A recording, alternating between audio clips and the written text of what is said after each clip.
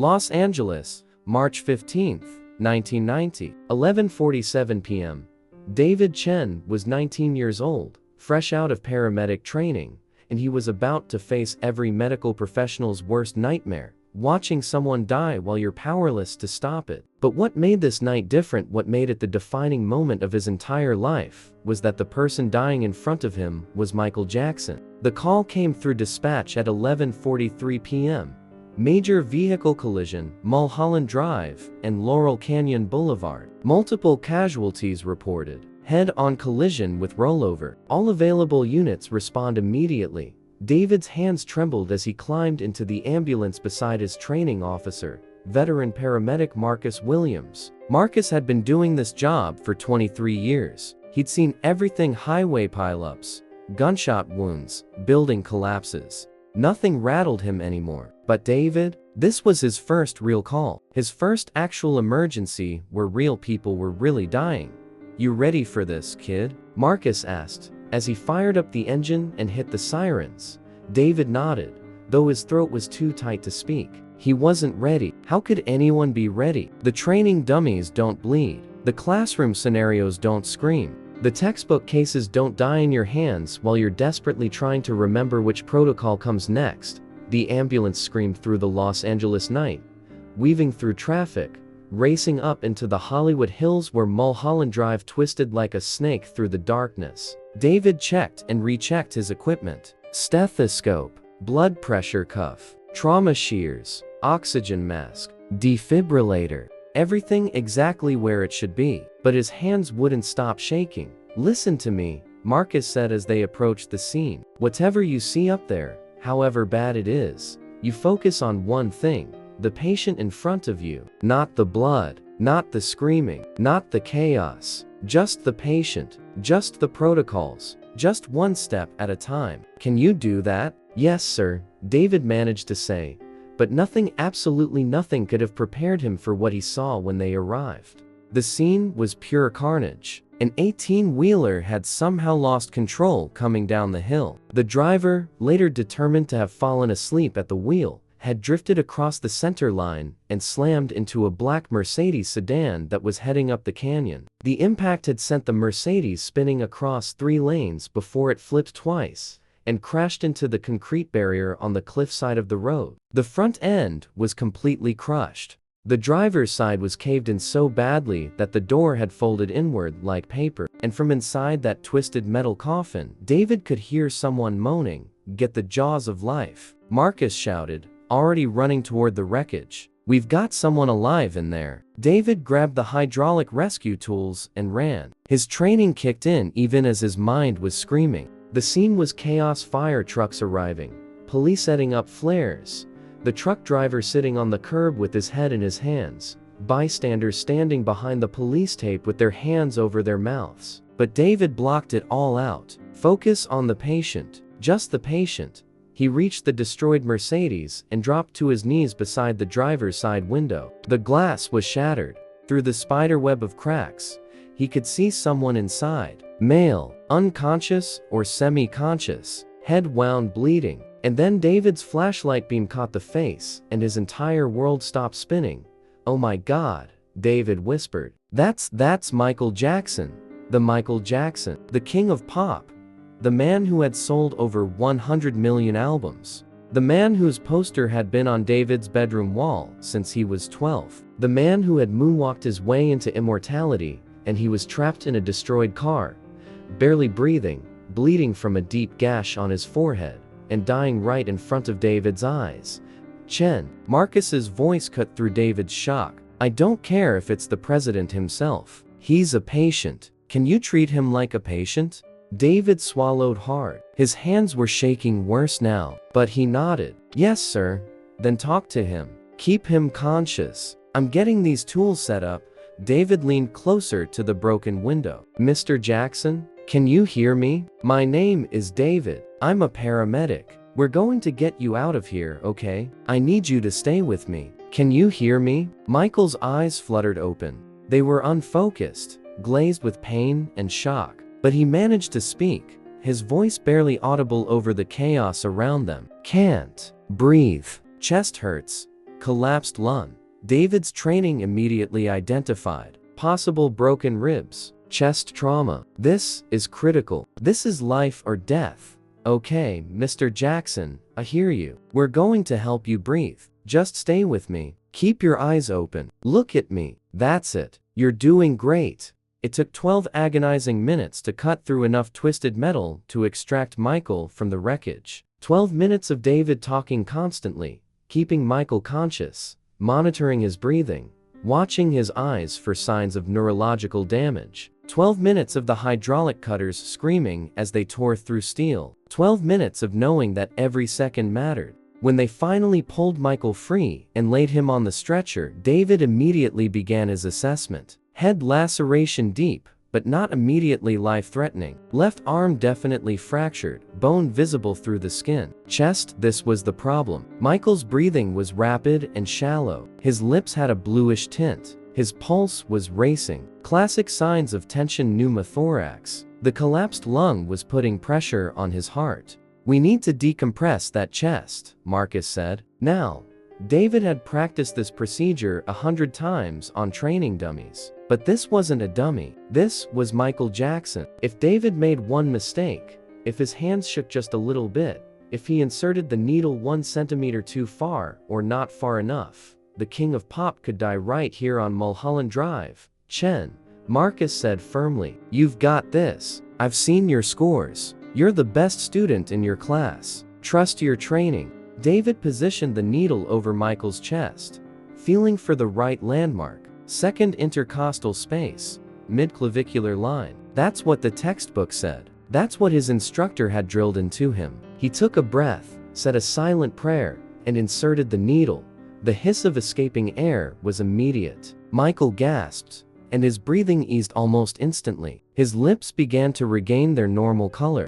Good work, Marcus said. Now let's get him to Cedars-Sinai. Fast. They loaded Michael into the ambulance. David was setting up the 4-line when Marcus suddenly grabbed his arm. His face had gone pale. David, look at the monitor. The heart monitor had been beeping steadily, rapid, but regular. Now, it was showing something terrifying. Michael's heart rhythm was becoming erratic. Premature ventricular contractions. Getting worse. Getting faster. He's going into VFib, Marcus said. Get ready.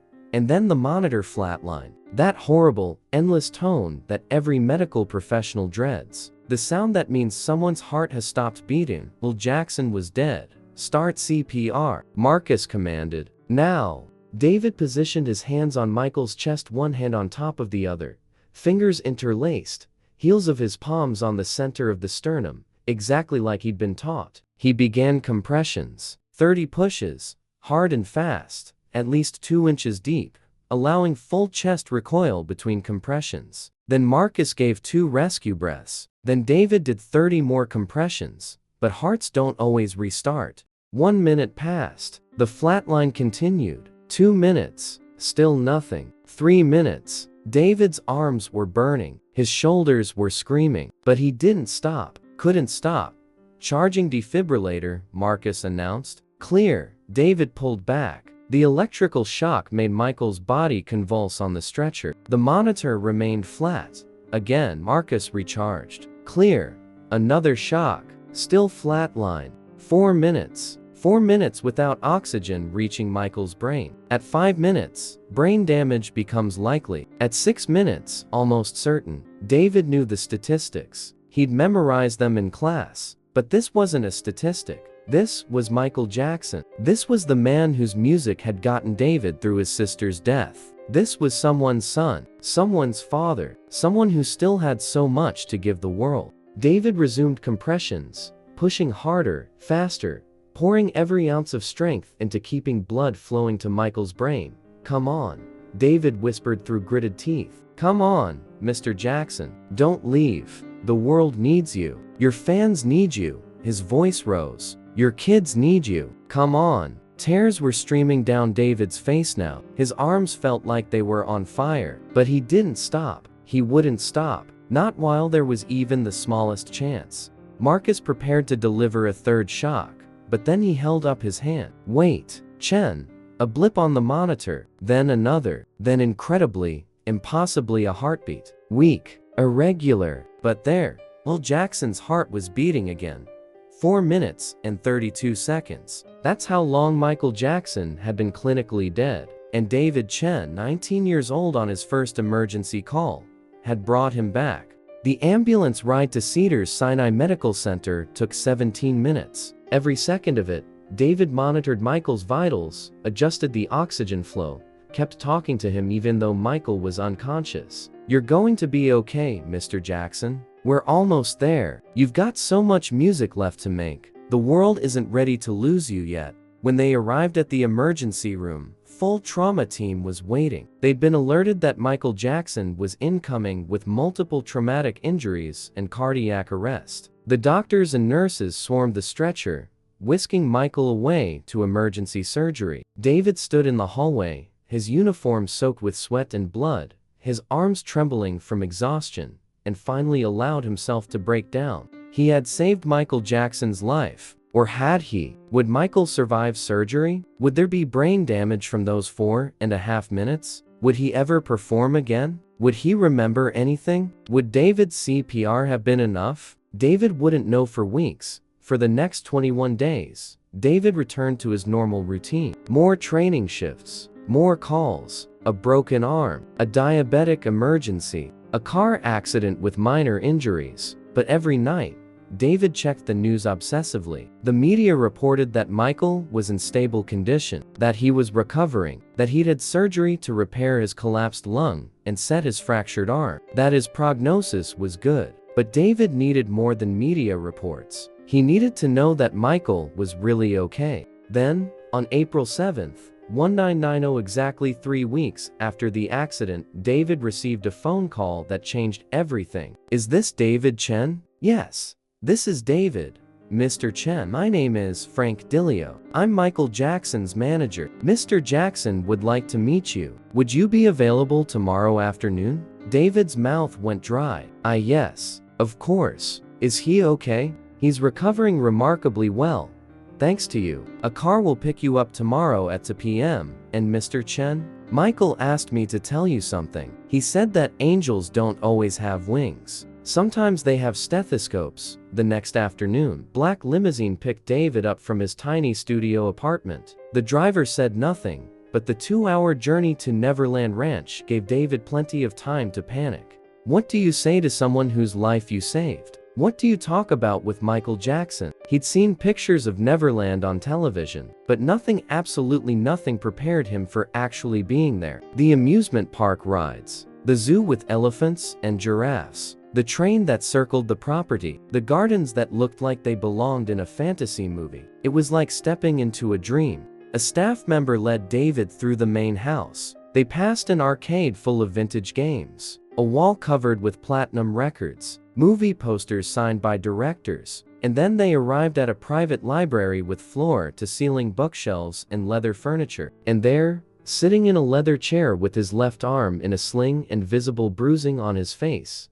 was Michael Jackson. "David," Michael said softly, standing carefully. "Thank you so much for coming." David couldn't speak. He just stared at the man he'd last seen unconscious on a stretcher. The man whose chest he'd pounded on for over 4 minutes. The man who had been dead and was now standing here, alive, smiling gently. "Mr. Jackson, I'm so glad you're okay. I've been watching the news every night, hoping. Please call me Michael." Michael interrupted gently. "And I'm okay because of you. The doctors told me everything. They said my heart stopped for more than 4 minutes. They said you performed CPR the entire time. They said you refused to give up even when it seemed hopeless. I just did what I was trained to do," David said, his voice shaking. "No," Michael said firmly, walking closer. "You did more than that. Do you know what the survival rate is for cardiac arrest at an accident scene? Less than 10%. And for people whose hearts stop for more than 4 minutes, brain damage is almost certain. But I'm fine. Completely fine. No brain damage. No permanent problems. All because you wouldn't let me die." Michael's eyes were glistening with tears. "Do you know what it's like to be told you were dead? That your heart stopped beating, and the only reason you're still here is because a 19-year-old kid on his first day refused to accept that your story was over? "I wasn't going to let you die," David said simply. "You're Michael Jackson. The world needs you. The world needs paramedics like you," Will replied. "David, why did you become a paramedic?" David took a deep breath. He'd never told this story to anyone except his family. "My little sister, Lily, died when I was 12. She had an asthma attack at school. The ambulance took too long to arrive. By the time they got there, it was too late. I remember sitting in the hospital while my parents cried, thinking if someone had known CPR, if someone had been there who knew what to do, maybe she'd still be alive. So I decided to become that person, to be the person who knows what to do when seconds matter." Will was quiet for a long moment. When he spoke, his voice was thick with emotion. "Your sister would be so proud of you, David. You've honored her memory by saving lives. You've turned your pain into purpose. That's beautiful." I walked to his desk and picked up an envelope. "David, I learned something about you. You're paying your way through paramedic training by working 3 part-time jobs. You live in a studio apartment that's smaller than my closet. You eat ramen noodles most nights because that's all you can afford. You're doing all of this because you want to help people." "I'm managing," David said. "It's worth it, but you shouldn't have to struggle like that," Michael said. "David, I'm going to pay for the rest of your medical training. All of it. Paramedic certification, advanced EMT certification. And if you want to become a doctor, I'll pay for medical school too. Every penny. You won't have to worry about money ever again while you're getting your education." David's eyes went wide. "Mr. Jackson, I can't accept that. That's too much. I was just doing my job. You saved my life." Michael interrupted, his voice firm but kind. "You gave me more time with my children, more time to make music, more time to try to make this world a better place. How do you put a price on that? Please, David, let me do this. It would be an honor." Tears were streaming down David's face now. "I don't know what to say." "Say yes," Michael smiled. "And say, you'll stay in touch. I want to know how your career goes. I want to hear about the lives you save. Because, David, that night on Mulholland Drive, you taught me something important." "What's that?" "That heroes don't always wear capes or fly or have superpowers. Sometimes they wear uniforms and refuse to give up when the odds are impossible. You're my hero, David, and I want to help you become a hero for as many people as possible." 6 months later, David Chen graduated from advanced paramedic training with top honors. 2 years after that, he completed his EMT paramedic certification with the highest test scores in California. And in 1995, he entered medical school at UCLA, all expenses paid by Michael Jackson, who attended his white coat ceremony and sat in the front row beaming with pride. Throughout those years, David and Michael stayed close. Phone calls every few months, letters back and forth, occasional visits to Neverland where Michael would ask about David's studies, his patients, the lives he'd saved. Michael never forgot that night on Mulholland Drive. And David never forgot the lesson Michael taught him, that one person who refuses to give up can change everything. In 2002, David Chen became Dr. David Chen, emergency room physician at Cedars-Sinai Medical Center, the same hospital where Michael had been taken 12 years earlier. On his first day, he found a gift waiting in his office, a framed photograph of himself and Michael at Neverland, both of them smiling. Beneath it, a plaque with an inscription, "To Dr. David Chen, who taught me that angels don't need wings. They just need courage, compassion, and the refusal to give up. Thank you for my life. Your friend always, Michael Jackson." David kept that photograph on his desk for his entire career. Every time he worked on a critical patient, every time he had to make a life or death decision, every time he felt like giving up, he'd look at that photo and remember. 4 minutes and 32 seconds. That's how long it took to change 2 lives forever. Over the next 17 years, Dr. David Chen saved hundreds of lives in Cedars-Sinai's emergency room. He became known throughout the hospital as the doctor who never gave up, who would try every option before declaring someone beyond help. His colleagues often asked where he learned his legendary persistence. David would smile and glance at the photo. "From the king of pop, he taught me that as long as the story isn't over, there's still hope. When Michael Jackson died on June 25, 2009, Dr. David Chen was on duty at Cedars-Sinai. The entire went silent when the news came through. Staff members who had worked with David for years came to check on him, knowing how close he'd been to Michael. But David went to his office, closed the door, looked at that photograph, and allowed himself to remember something beautiful. March 15, 1990. The night he'd saved Michael Jackson's life. The night that gave Michael 19 more years. 19 years to watch his children grow up. 19 years to make more music. 19 years to touch millions more lives. 19 years to inspire, to create, to love. 4 minutes and 32 seconds of CPR had given the world 19 more years of Michael Jackson. That night, David wrote a letter to Michael's children Prince, Paris, and Blanket. "Your father saved my life," David wrote. "Not on the night of the accident, though I saved his that night. He saved my life every day after. He taught me that caring for others isn't a burden, it's a privilege. He taught me that one person who refuses to give up can change the world. He taught me that the greatest gift you can give someone is the chance to fulfill their purpose. Your father was my hero long before I met him. But after I met him, he became my friend, my mentor, and my inspiration. Every life I save from this day forward, I'm saving in honor of him. With deepest sympathy and eternal gratitude, Dr. David Chen." Today, Dr. David Chen is Chief of Emergency Medicine at Cedars-Sinai Medical Center. He has trained over 200 physicians and saved countless lives. In his office, that photograph still hangs Michael Jackson and a young paramedic, two people whose lives intersected for 4 minutes and 32 seconds and were never the same. Beneath the photograph, David added a second plaque after Michael's death. March 15, 1990, June 25, 2009. 19 years, 3 months, 10 days. Thank you for letting me give you that time. Thank you for showing me what to do with mine. Rest in peace, my friend. The world will never forget you, and I never will either, because sometimes the people we save end up saving us right back. Sometimes 4 minutes and 32 seconds can change everything. And sometimes, refusing to give up on someone even when it seems impossible is the most important thing you'll ever do.